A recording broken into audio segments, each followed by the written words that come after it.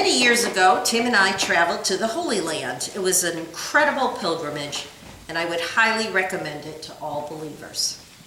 Our pilgrimage included a visit to Mount Tabor in Lower Galilee, the site of today's gospel, the Transfiguration of Jesus. I will never forget our cab ride to the top. The road was full of switchbacks, and of course, there were no protective barriers. I am terrified of heights, yet I agreed to the ride because I didn't want to pass up any opportunities, since there was a good chance I wouldn't make it back to Israel again. Tim sat on one side of me and a friend sat on the other. The cab driver knew I was afraid, since I didn't keep it a secret, as I was telling him to be careful. Well, he made the drive as scary as he could. And to tell you the truth, Tim didn't help either. My hands sweated like crazy as I tried to bury my head so I couldn't see, yet it was terrifying. We did make it to the top, and like I did in so many of the other sites that we visited, I tried to imagine the very dramatic scene witnessed by Jesus' inner circle of disciples, John, Peter, and James. On this final Sunday of Epiphany, the church presents us with two dramatic stories, not only the Transfiguration, but also a story about Elijah, the most beloved prophet of Israel. We hear in the first reading the transferring of his prophetic ministry to Elisha, and his being taken up to God, the only official prophet who does not die. He is also the prophet most associated with the Messiah, as he proclaimed the future redemption of Israel through the coming of the Messiah. And it was widely held belief that Elijah would come again to herald the Messiah's coming. Our gospel today is a declaration of Jesus' identity as the Messiah, the one foretold by Elijah. The Transfiguration is found in all three synoptic gospels. True to form, Mark's account is brief and to the point. Since his gospel was the first one, it's not surprising that others who came along wanted to embellish the story, and they have a little more detail about what the disciples were doing and more details about the story. It's interesting to note, though, the context for this story in Mark's gospel. The story begins the ninth chapter.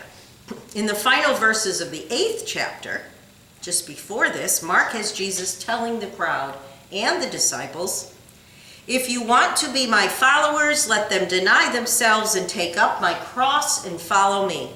For those who want to save their life will lose it, and those who lose their life for my sake and for the sake of the gospel will save it." Jesus begins to prepare them for what is to come, that his mission will require sacrifice and maybe even more. This is a difficult truth to tell and to hear, and it seems that Jesus realizes this. So, what can help in a time when you know a challenge is ahead? How about a profound spiritual experience? And that is what Jesus and his Father provides. Jesus brings his inner circle of disciples and future leaders of the church, Peter, John, and James, up to the mountain, the place where Moses, the one to whom the law was given, and where Elijah, the first prophet of Israel, both experienced the presence of God. As soon as they get to the top, Jesus is transformed before their very eyes. His clothes become dazzling white, and we are reminded of Jesus' resurrection appearances, where he is not recognized and he is clothed in white. The brightness of his appearance must have blinded them for a moment as they were startled. They suddenly were not alone. Before them now, they see, in this extraordinary brightness, Moses and Elijah conversing with Jesus. All of salvation history, the past, the present, and the future, is right before their eyes. Moses representing the law, Elijah representing the prophets of old, and even more than that, the one associated with the coming of the Messiah. Both Moses and Elijah performed mighty acts of God in the name of the God of Israel. Both experienced in some way rejection by their people. Both remained faithful when Israel was tempted by idolatry and oppressed by abusive political systems. And both experienced being close to God. Moses seeing God face to face, and Elijah experiencing God up close as the sound of sheer silence. Moses and Elijah are presented because they are not only linked to Israel, they are now closely linked to Jesus as well. In fact, the law and the prophets, the foundation of Israel's salvation that ensured the faithfulness to the covenant, is now giving way to a new covenant, one established by Jesus, the Messiah, the Son of God. The sight of this illuminated Jesus with Moses and Elijah was so compelling and so delightful that Peter suggests making the experience permanent. He wants to erect 3 dwellings or booths, one for Jesus, one for Moses, and one for Elijah. Again, we notice a reference from the Hebrew Scriptures, and those of us who are in the Bible Challenge, it is in Leviticus chapter 23, something that is not about cleansing, as the Israelites erect booths for the Feast of Tabernacles in which they lived, which becomes eventually the Feast of Sukkot. The Gospel text says that Peter did not know what else to do because he was terrified. Another word that might be more accurate is mystified and awed. We can only imagine how overcome Peter must have been to see such a sight in front of him. At that moment, he and the other disciples probably did not understand what was happening, but they knew that it was something miraculous. Certainly, they didn't recognize its significance to Jesus' mission, and most likely did not think about Jesus' words just a few days before when he was talking about taking up his cross. Then, all of a sudden, a cloud overshadowed them. Again, reminiscent of the cloud of presence that protected the Israelites in the wilderness. And from this cloud comes a voice, the same voice that Jesus heard the day he was baptized.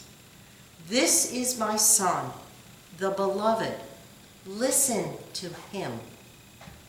God declares his love for his Son and affirms Jesus' identity and authority. In the past, the Jewish people listened to the law and the prophets. Now they are to listen to Jesus. In a matter of moments, the whole vision is gone, and it is as if nothing had happened. Yet something amazing did happen, and the disciples most likely will be reflecting upon that glorious experience in the days to come. As we reflect upon the Transfiguration and what it might mean for us, several thoughts come to mind.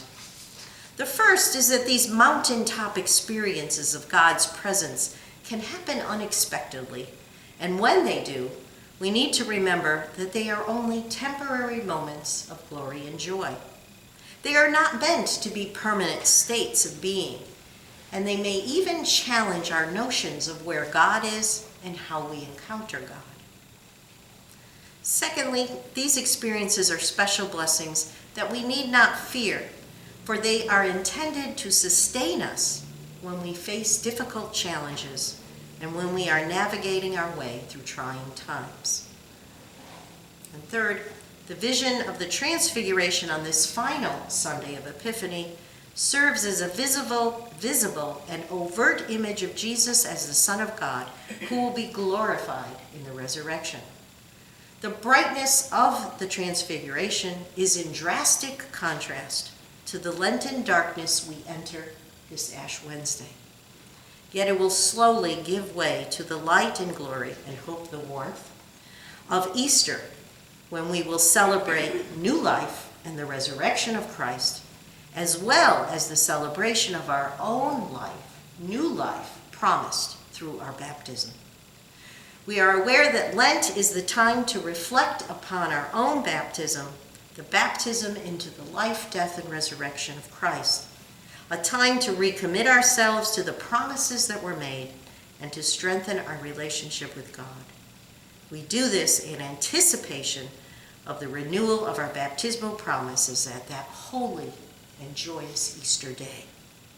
In the meantime, we keep in our hearts and minds the image of the Transfiguration, so that we will not lose sight of the glory we will one day share as faithful disciples of Christ.